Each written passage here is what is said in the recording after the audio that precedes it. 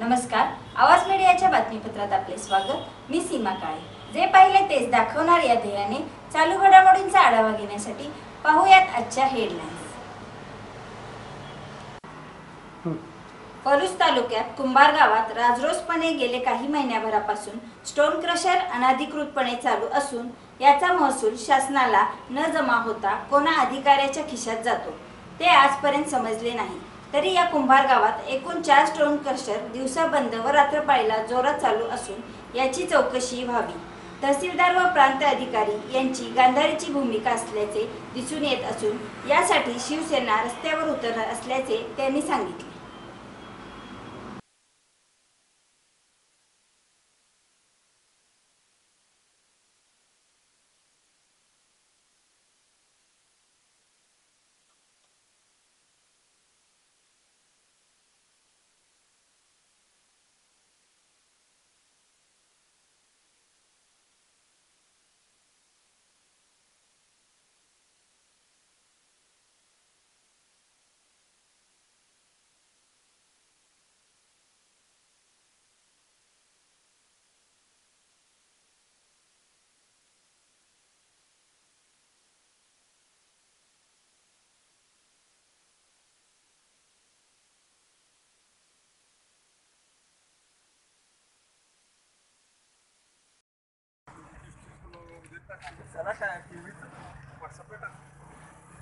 बापूची माहिती नाही टीव्हीला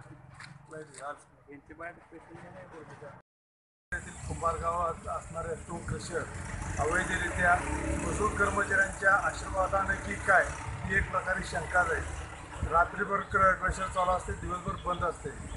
सद्यस्थिती तिथं पाहिला असता क्रशर तिथं पूर्णपणे खडी क्रशिंग करून ठेवलेली आहे आणि आता एक गाडी गेलेली आहे भरून। अशा रात्रभर गाड्या तिथून चालू आहे आणि सध्या स्थितीत प्रांत ऑफिस कोमात असून क्रशर माफिया जोमात आहे।